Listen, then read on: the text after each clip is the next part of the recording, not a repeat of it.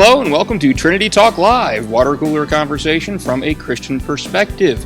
I am Ken Coughlin, and in celebration of Passion Week, we have a very special episode here for you today. I am joined today by 4 members of the cast of the Trinity Lutheran Church Passion Play, annual Passion Play that has been going on since 1988 with only 1 year off. So it's a real honor. My wife and I get to direct it this year. This is our 3rd year directing it, and so it is an honor to be able to do that, and it's an honor to be able to work with these gentlemen, and I'm very grateful they agreed to come on today. So before we talk a little bit about what we're going to do today specifically, I'm going to give everybody a chance to introduce themselves. We got some familiar faces here and some new faces. Let's start down here on the end, and if you wouldn't mind just saying who you are and what your connection is to the Passion Play. Good afternoon. My name is Rusty Hess, and I'm one of the bad guys, unfortunately. In real life, too. No, I'm kidding. I don't get any respect. No, I've been a priest I've been in the play 28 years, so probably the oldest member of the cast that's ever been around. So Little. Yeah. Well, yeah, you can tell from the hair.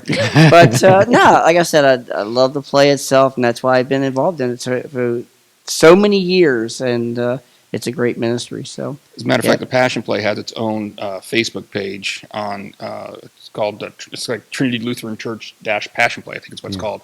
And in the About section there's a whole history of it, which we owe our debt of gratitude to Rusty for that, because he wrote that for us and helped us know the whole history of the whole play. So, so next, who are you and what are you doing here? Hello, my name's Greg Kritzer. I've been in the play, this will be my 6th year. Previously, I played Peter all this time. This year, I'll be playing Jesus. So I'm really looking forward to conveying that role to everyone. I really love this play. I sat over there my first year, and I was totally captivated by the play. And I told my wife at the time, I'm going to be in this play next year. And every year since then, I've been here. Well, the biggest regret of making you Jesus this year is you had to find someone to fill your shoes as Peter, which we did, which we'll get to in a moment. So, who are you? What are you doing here? I forgot. we asked the same question. No, I'm Bill Schaefer. I'm men's ministry leader here, actually. But I've been involved with this play ever since I started at Trinity. So that's probably been about 24 years. I started out, there was a little ad in the bulletin at one week right before Lent, and it said, we need somebody to help with lighting. And I said, oh, that would be me, since I'm an electrician. Mm-hmm. And so I went up to Pastor Paul and I said, hey, I saw you need somebody to help out with lighting. He said, yeah, that would help us out tremendously. I said, okay, I'll help you out. So come to find out, I was the only spotlight operator at the time. But then I had double duties. So I not only had to operate the spotlight, but I had to also put an outfit on, because I was going to be Barabbas. And I played Barabbas for probably 4 to 5 years, maybe 5 years. And then I moved up and I graduated to being a disciple. And currently I'm a disciple. Plus, I do, other cast parts as crowd. I get to yell at Jesus and crucify him and all that kind of good stuff. So I do dual roles. I'm a disciple, and so I'm one of the good guys, but then I play one of the bad guys. This year I get 3 parts. Dude, I don't remember giving you 3 parts. I know. I'm a reveler. Oh, that's right. You're a reveler. I get to be a drunk. That was just typecasting. Yeah. Right. And he was considered the quintessential Barabbas. I mean, like I said, when you think of Barabbas over the 28 years, he was the quintessential Barabbas. Jerry Anderson still comes up to me. He hasn't lately, but he's come up to me in the past, even like in the year's future here. I mean, the year, and he said, "You're still the best Barabbas we ever had." I don't know if that's a compliment. I'm just not. I don't think so. So who's this gentleman down here in the end? I'm Greg Durwart, and first time I saw the play was in 2011. Our family and I started coming here in the fall of 2010, so we saw the play for the first time in 2011, and then from 2012 on, I've been in the play, mostly as bad guys. I've started out as a a temple guard, and during that time mixed in doubling up as Joseph of Arimathea, and then moved to Roman soldier. And a couple years ago, I was Pontius Pilate.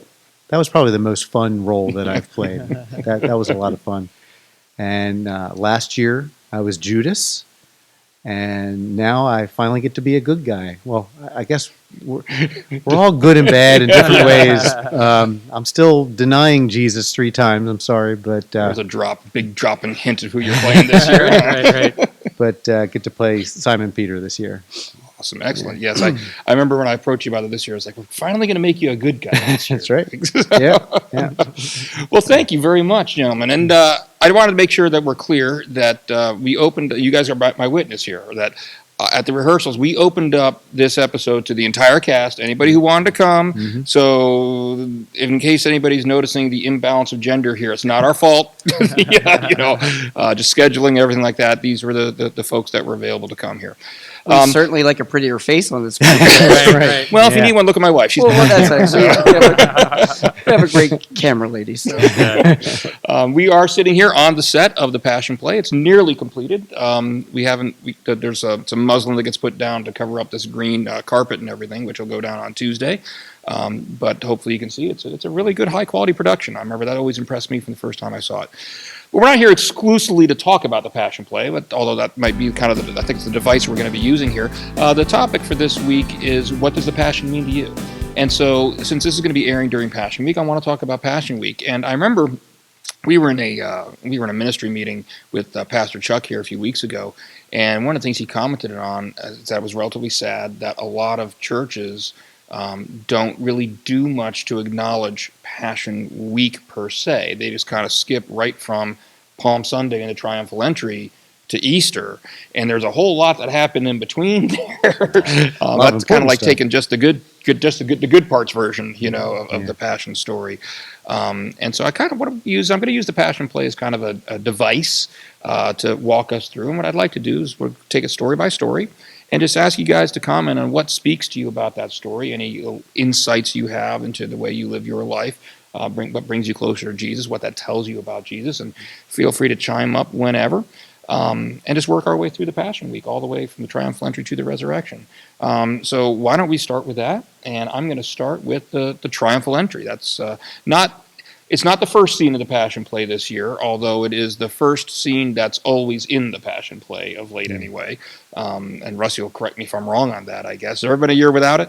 What's that? Without the Triumphal Entry? No, in fact, there's a precursor to that. Was back on before this church was here and before we started the Passion Play, we used to have the Triumphal Entry where we actually did it with a real live pony, and I was fortunate enough to get to play Jesus in that particular one, where we'd come in and people would throw their palm branches coming from service, as well as blankets and other things. They'd throw them out all the way out the driveway, and I'd ride the pony all the way out the driveway. That's as great. Jesus was. It made that Triumphal Entry. And I was telling Greg earlier, one of the things that really struck me about that was making that ride, the emotions that Jesus was going through.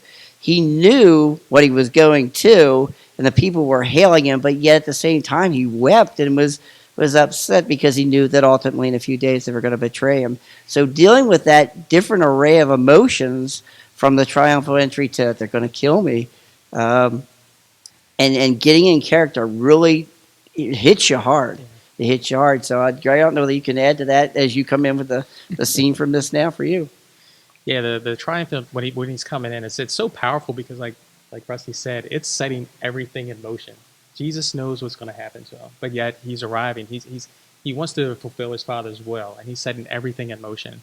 And just how everyone receives Jesus, they're looking for something else, But his purpose wasn't for, earthly measures. It was for his Father's fulfillment. Mm-hmm. And just the power. I mean, you really feel the play take off at that moment. For me, anyway. Yeah, I think what you guys are saying is really, it can speak to us today, because I think you just said, Greg, is that people were expecting something else. They were looking for something else. And I think that's part of why Jesus is having those conflicting emotions, because he knows, hey, they're cheering for me, but what they're cheering for is not what I'm really here to do, what they want to have. They want me to come in and kick the Romans out. Yeah, be a military leader. Yeah. Yeah. And I think is a cautionary note for us even today. It's like, what are your expectations of Jesus? What are you looking to him for? I remember I gave a sermon a couple of Thanksgivings ago. I think it was my Thanksgiving sermon. I can't remember for sure, where I was basically talking about the fact that when you pray, how many times when you pray to God do you find yourself praying, asking for things? And not that there's anything per se wrong with asking for things, and Jesus encourages us to do that, but just balance it out. How much are you asking him for stuff versus praising him for what he's already done? And I think sometimes our expectations, and we kind of impose our will on not our will, but not my will, but your will be done. We'll get to Gethsemane in a minute. We impose our That's will. coming. We're getting there. Any other comments about the triumphal entry? Yeah, I think one of the powerful things for me is because I've taught some Bible studies too, and one or two, I understand. Yeah, just one or two. But one of the things that I, through the Bible studies that we've done, the triumphal entry, when they're saying Hosanna, that's a statement against the Roman government, and that's one of the reasons why the chief priest said, to silence those people, because they didn't want trouble from the Romans at the time. And so that's the main purpose of them yelling at the crowd saying, Jesus, will you silence your people? And that's when Jesus says, well, if these were silent, the very stones would cry out. But the stones would cry out because it's their Lord. He's the creator. So Created everything. And we have 4 different perspectives. I mean, you see it from a disciple, you see it from a disciple, you see it from a director, and you see it from Jesus.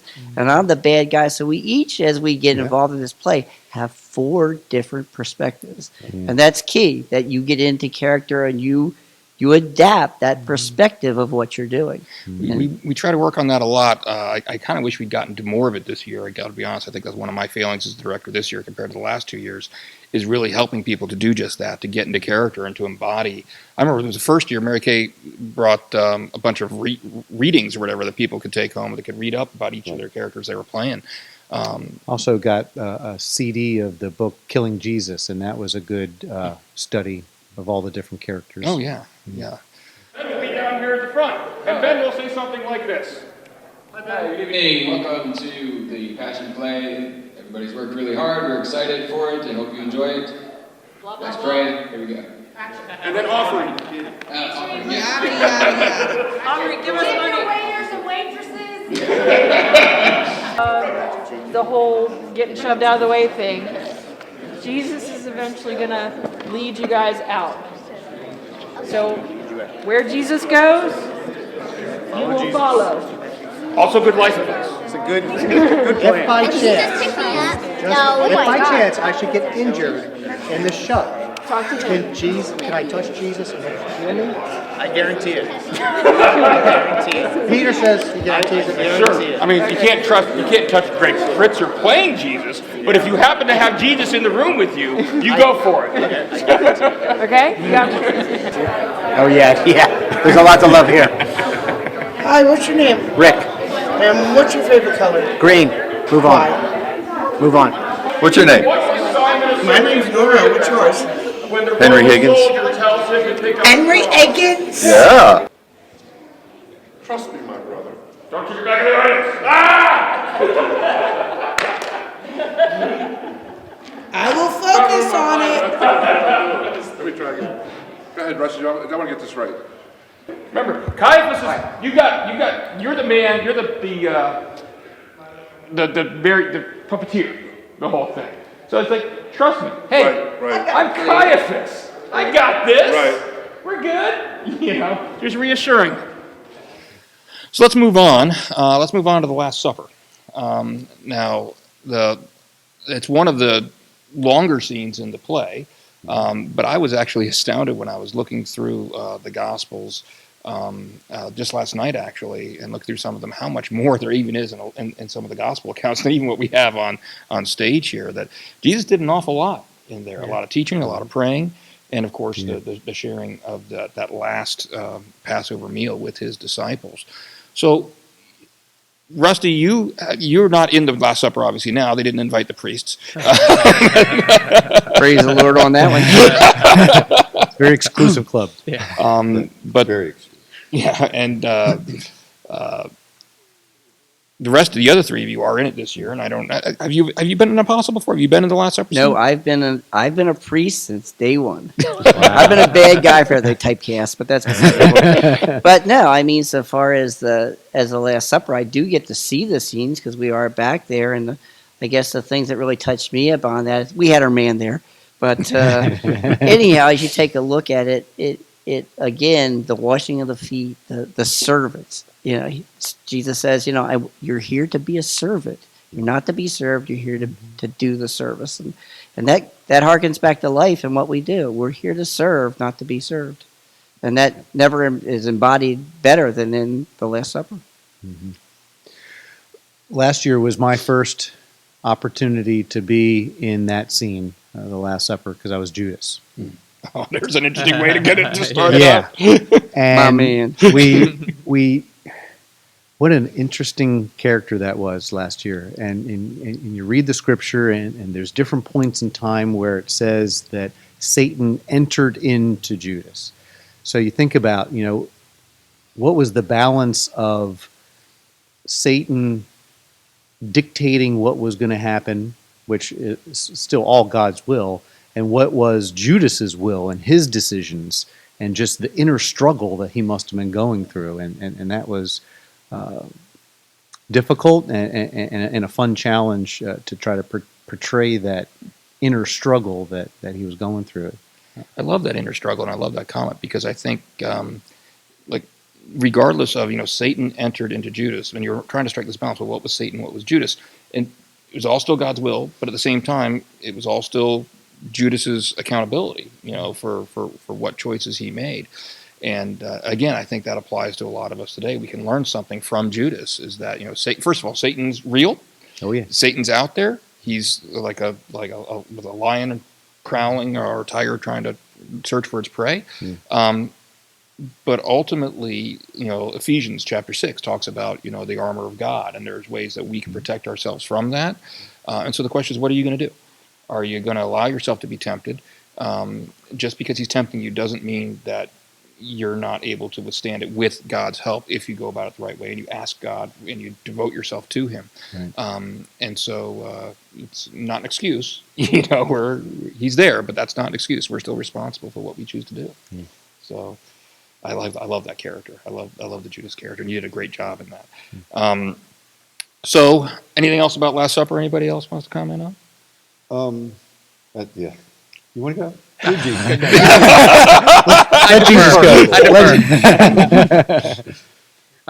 Yeah, another thing, with this year playing Jesus, just getting more in tune with his character. Jesus was trying to fulfill his Father's will. He's trying to lay, a foundation for his work moving forward because he knew he was going to die.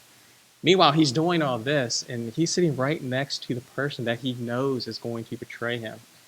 And Jesus loved his apostles. He loved every one of them. And can you imagine how heartbroken he was that he had to let this happen? So Yeah. that's another point I took from it. Yeah. It's one of my favorite scenes in the whole play, I think. Because if people haven't seen, the play yet, or, haven't experienced it. I play Thomas. And so I'm at the end. I doubt that. I'm on stage left.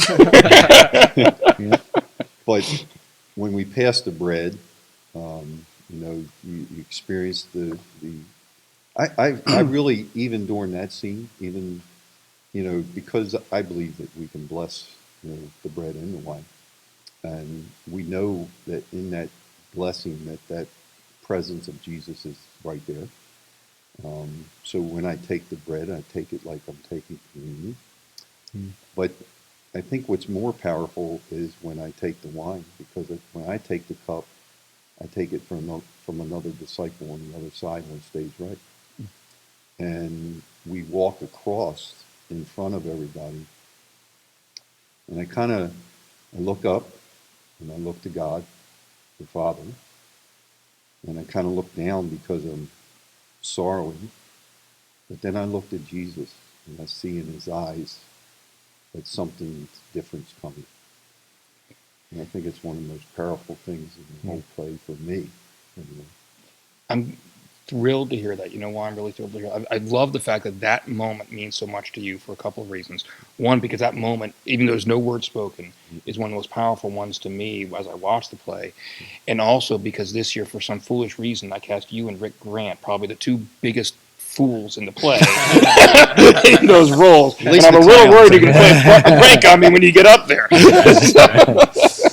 No, I think this is dress rehearsal night. Yeah, Thursday. This week? Well, when we're okay, you just blew Yeah. that cat's out of the bag. We're filming this like well in advance, but yeah, we're coming to dress rehearsal this I'm Thursday. sorry. Yeah, this isn't airing for another week after we filmed Yeah, this. well, but you can edit that out. a little late now. But They're yeah. gonna tell because I'm gonna get a haircut in between probably. So. Oh, okay.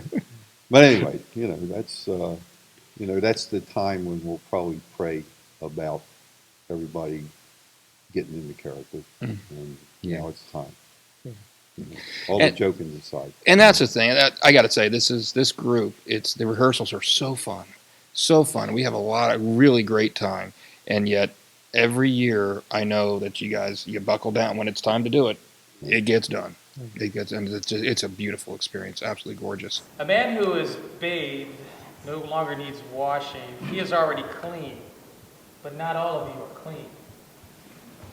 Yeah, and a little more gradual with the look on you. Yeah, but not all of you. I thought that was During the course of the BAM! You're the man, shut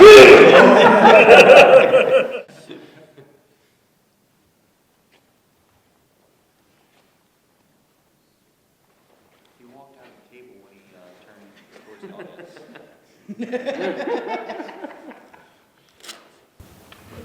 Jeremiah was a bullfrog. He was a good friend of mine. Never understood a single word he said. All right. What is this for? What are we doing? Oh. All right. I'm still sloshed from that wine. Dilly dilly. We need more disciples. All right, let's move on here. After the Last Supper, we moved to the Garden of Gethsemane. Now, Greg, I can tell that this Greg over here, that you didn't watch last week's, well, by the time this airs, it'll be 2 weeks ago, episode of Trinity Talk Live. Because if you did, you would have known that I was talking about you. And we made the suggestion, I think I made this to you before, but you turned it down, one of my biggest regrets about portraying that on stage is we have this nice kind of white muslin on the floor, and we don't want to get too much blood on it, and I really want to find a way to make Jesus sweat blood. And so my suggestion is that you have a fork in your pocket hidden away, and you just kind of poke yourself in the forehead while you're up there. If you were dedicated to the role, I think you'd do it for me. It would work. It would work. But that for me is one of the most powerful moments of that scene, is that when people understand what that means when the Gospels say that he was sweating blood, and it's a biological thing. It doesn't generally happen under moments of immense, profound stress. And so that shows you that when Jesus says, not my will, but your will be done, he's really feeling it at that moment. He's really feeling the weight of that. What about anybody else? What speaks out to you about that Garden of Gethsemane? Yeah, just the power of, again, he knows what he's facing. I mean, he was a godlike creature. He came from heaven down to earth to be with us. So you're thinking, well, I'm a heavenly spirit, whatever. I can deal with this. But no, he was given human qualities so he can relate to us. Mm-hmm. So for him to be under that, anxiety and that anguish, that just drives the point even further along that he was the ultimate sacrifice for us in our sins. He related to us. He was human. He was going to face this. He was afraid, and he was heartbroken. Mm-hmm. Mm-hmm. Playing Peter this year, this is the scene where I call Judas out, and acknowledging the betrayal. But as I say those lines, I feel like Judas betrayed all of us too. We were a band of brothers, and there's a betrayal of the rest of the disciples as well. Yeah. Yeah. I always wondered how you guys that have played disciples. I always talk about, one of the things as a director that I tell the actors is that even when you're not speaking, matter of fact, when you're not speaking is when it requires the most acting, because you've got to communicate what's going on at your character at a time, and you don't have the luxury of using words to do it.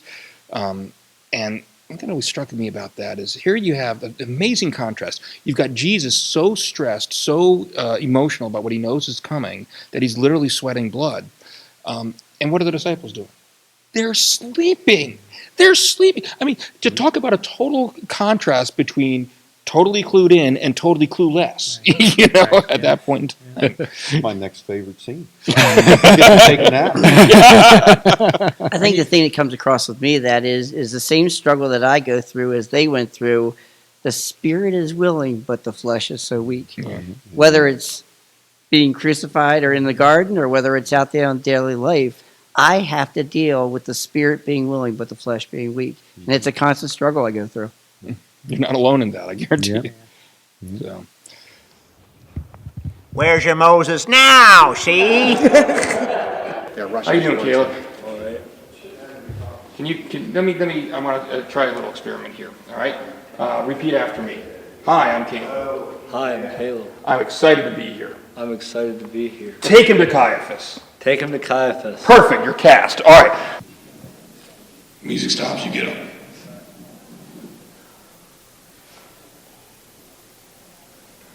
Ooh, wait, go back.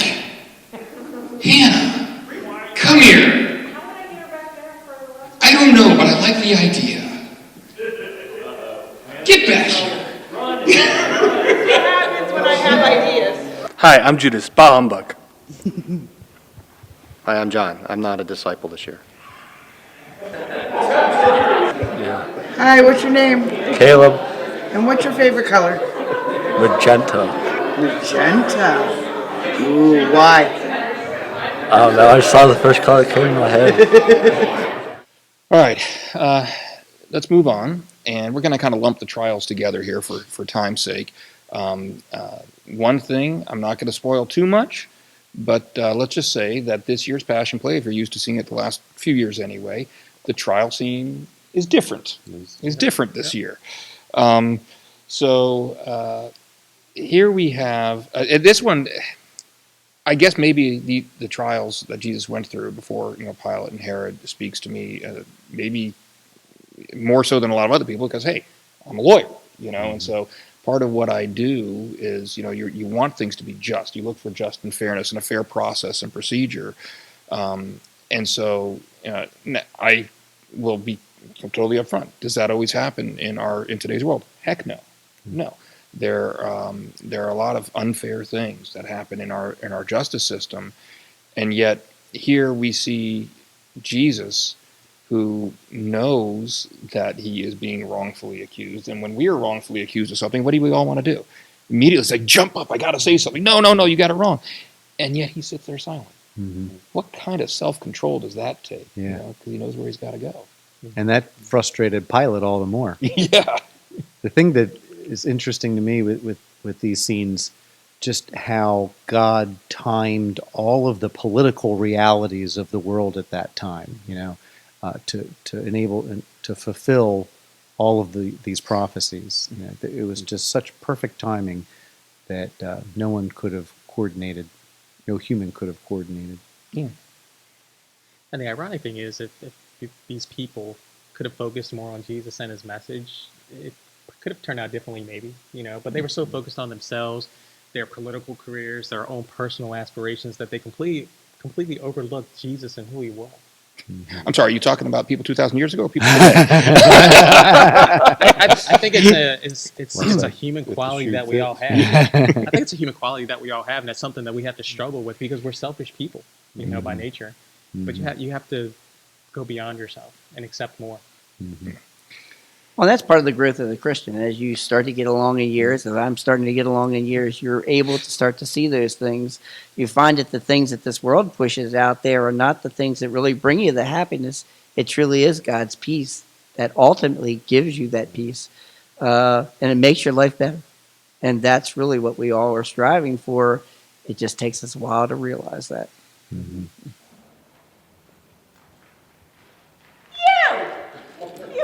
Who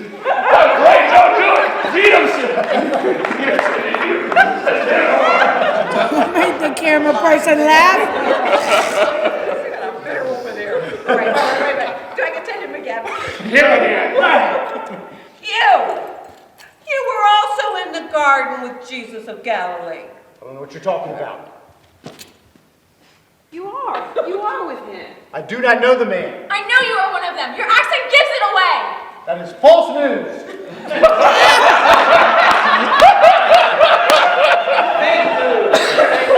Fake news.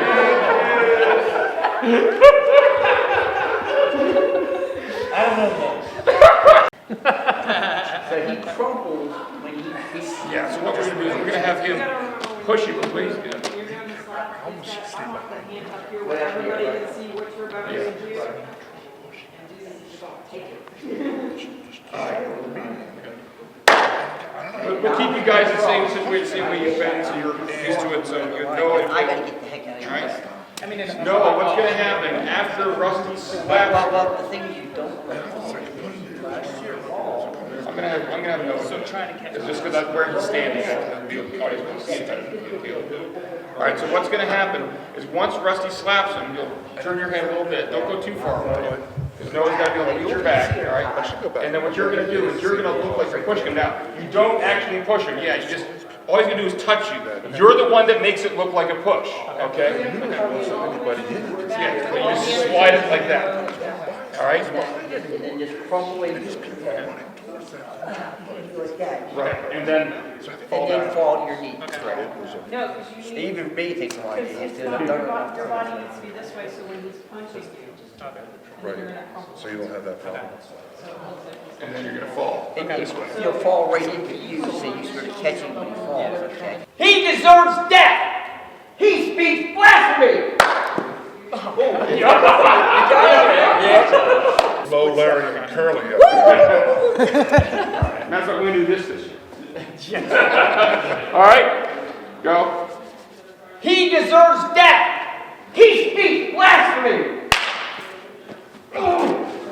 Look at that. Very good. Prophesize for us, Messiah. Who hit you? Very good. All right. Well, in regard to the crucifixion, and I know I'm going to mess up the quote because I don't remember it exactly, and I use. It's funny. It's one of those things that I use as an example all the time, but I never get the quote right. And I got to go back and look it up exactly, and I never do.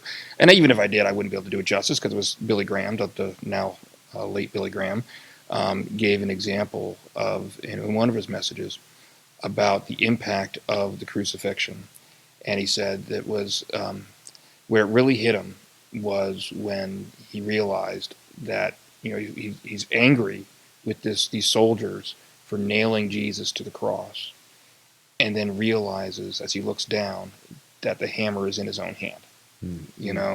I didn't do that badly that time. I'm no Billy Graham. Okay? That was pretty good. But I guess that when it comes to crucifixion, that's what tears me up the most. Is it's not enough just to realize that this horrible thing happened to him and that he was willing to go through it for us. It's when you take the next step and you realize he didn't just go through it for you.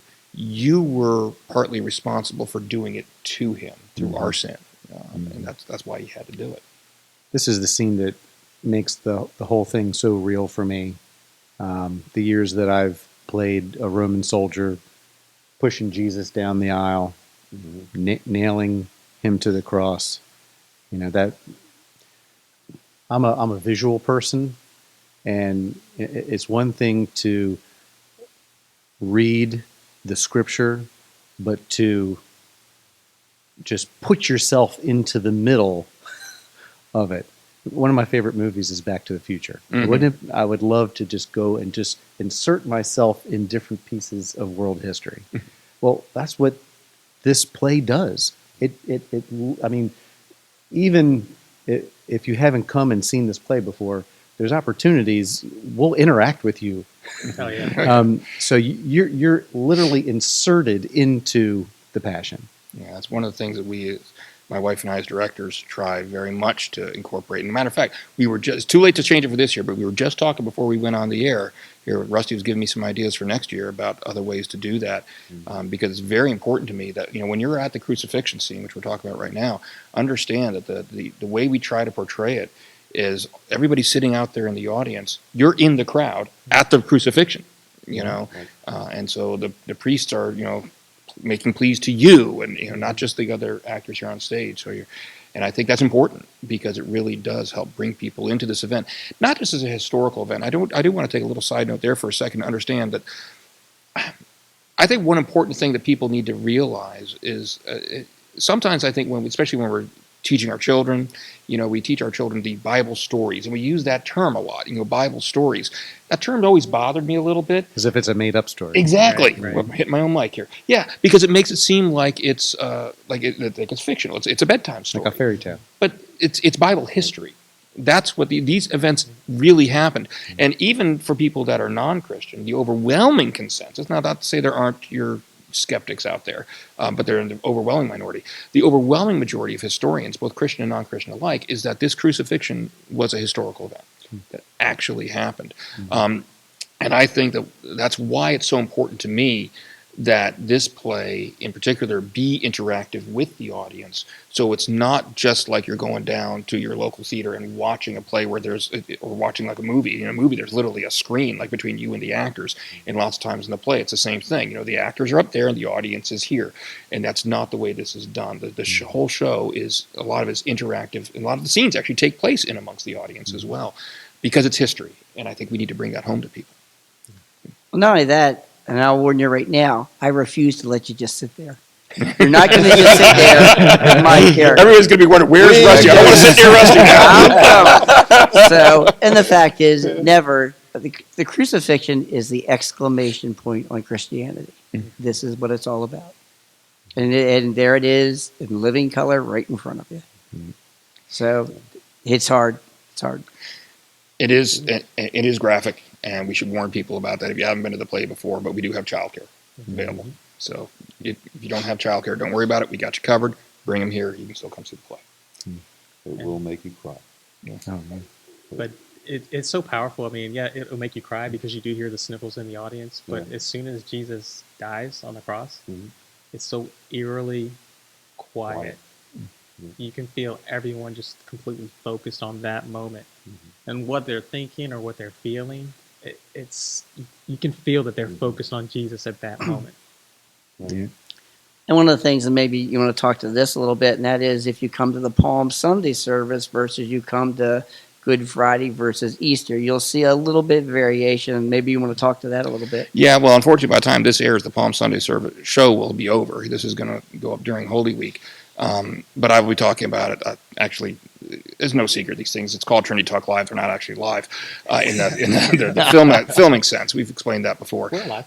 Yeah, we're alive. Exactly, we're alive. Just the reason it's called Trinity Talk Live is, well, I didn't name it, but it's because our newsletter here at Trinity Church is called Trinity Talk, and so it was just originally it's a way of distinguishing it from that. This is the one with live people. I'll be filming another episode tomorrow that's actually going to air this week on Tuesday, and I'll be mentioning in that one, as far as, of course, now I'm committed to the people watch this one and realize, wait, did he actually mention that last week? They're going to go back and see, so I'll have to remember. My wife will remind me to make sure I mention both Passion Play performances. But yeah, there are some differences between them. I mean, the most obvious difference is at the Good Friday show, we do not do the resurrection scene. The show ends on Good Friday. It is on Palm Sunday. Palm Sunday, you want to come Palm Sunday, you can see the whole show start to finish, including the resurrection scene. But on Good Friday, we don't, because it's Good Friday. And this is as much ministry, if more so, it's more ministry than it is performance. And the idea is that's where we should be at on Good Friday. It's the crucifixion. And then we don't leave people hanging. I mean, we do perform the resurrection scene at all the Easter worship services that weekend. So you do still get to see it. But you, just like the disciples had to wait while Jesus was, buried in that tomb, so do we. because it's ministry, because it's history, because we want to bring people into it. He saved others. Now he can't even save himself. Isn't he the king of Israel? If he is the king of Israel, have him come down from that cross, and then we will believe in him. He trusts in God. Let God deliver him, if he desires him. For he said, I am the Son of God. There's your precious Messiah! Again, you didn't get the elevation. Now, when you do this, though, I want to change it up a little bit. All right? Very subtle difference. No, but that's kind of the point. You just, one thing I know it always sat wrong with me is you just said he's the Son of God. Oh my gosh, he's affected me. Oh, but now I'm a Roman soldier again. Booyah! I'm still a tough man. You really gotta look almost hesitant. I don't want you to bring your hand all the way up like this. It's gotta be kind of half-hearted. As a matter of fact, it can even be almost resignation with two hands. It can be, look, I can't let you do it. That's what it's got to look like. All right.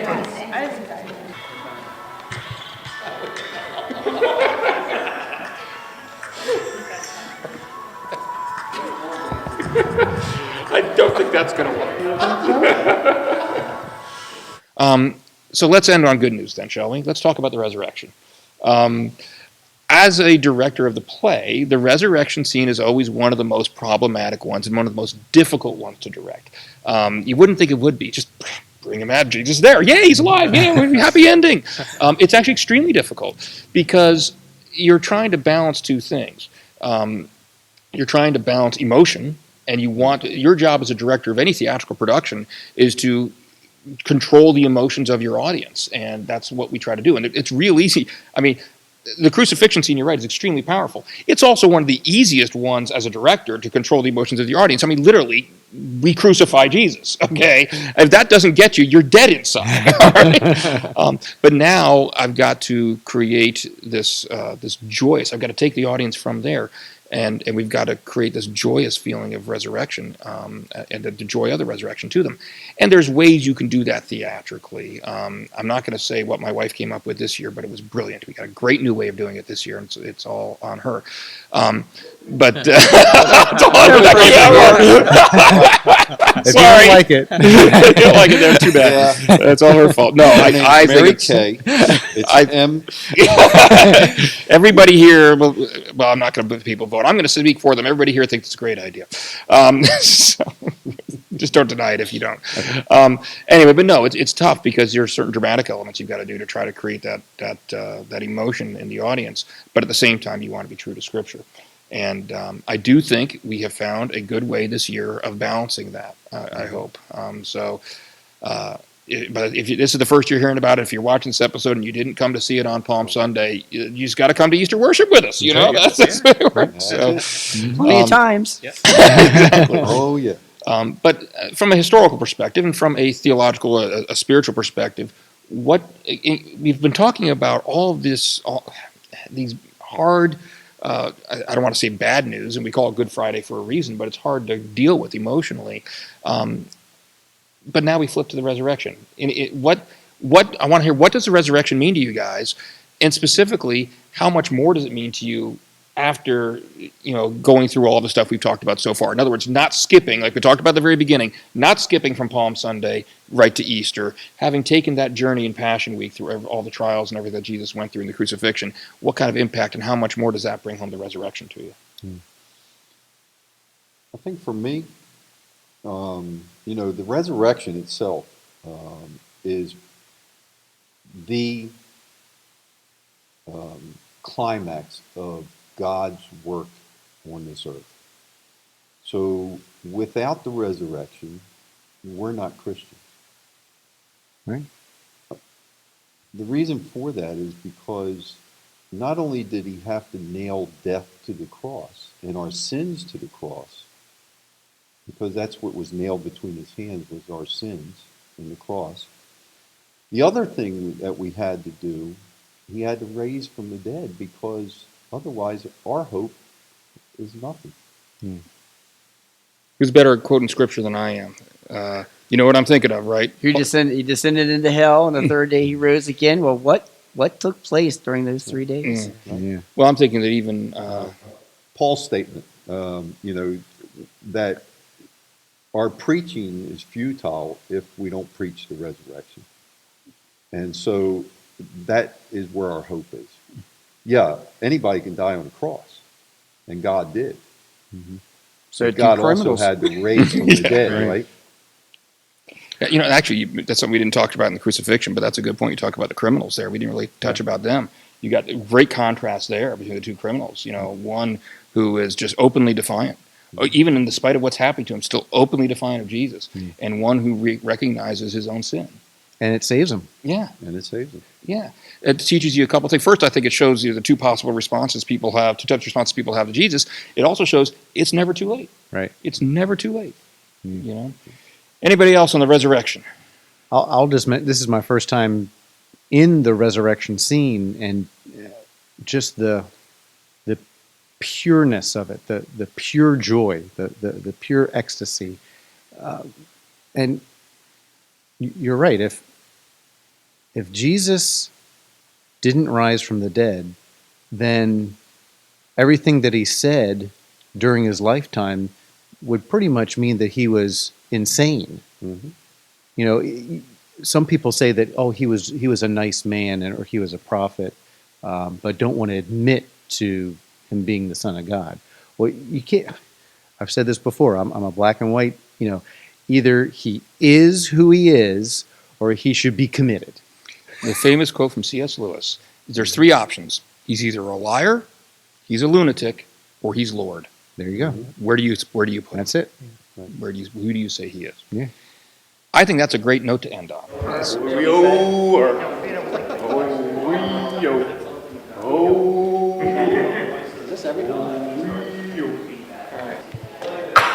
All right, so the rest of you are free to go. Unless you have to take somebody home. Yes, you can't abandon someone. I'm not driving anybody home. Can you just kind of take a look at the narthex and make sure my son's still out there somewhere? You know what he looks like, right? I do. He's the little one. Not Greg Durward, the other little one. I'd like to thank everybody who joined me here today. If you did like this video, do us a favor, go ahead and click the like button. That's a thumbs up button right here on the YouTube channel. You can also give us a like on Facebook. We do have our own Facebook page, Trinity Talk Live Podcast. Also, subscribe to our YouTube channel, and most of all, share it. Lots of times in these episodes, let's face it, we talk about different topics that are important to Christians.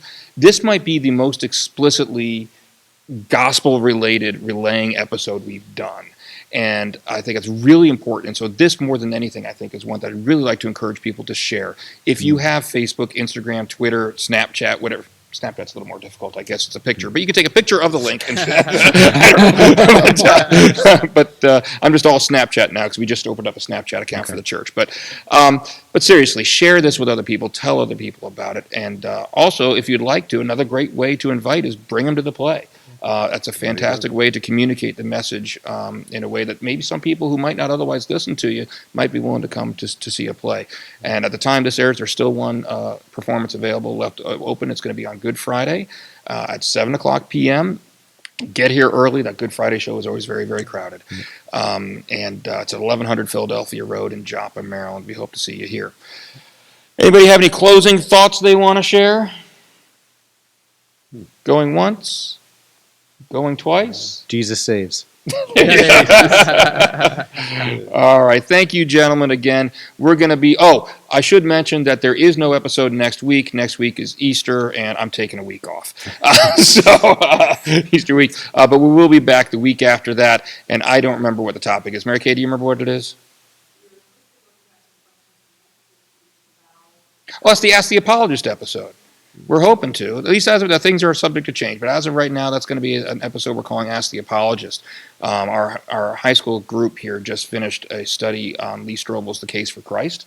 And we decided we'd do an episode where we'd invite them to come on and ask questions about, maybe some follow-up questions or things that they questions they had after watching that about what about apologetics, about the historical accuracy, about the evidence for the faith and the reasonableness of the Christian faith in a world of a lot of competing worldviews out there, that's for sure.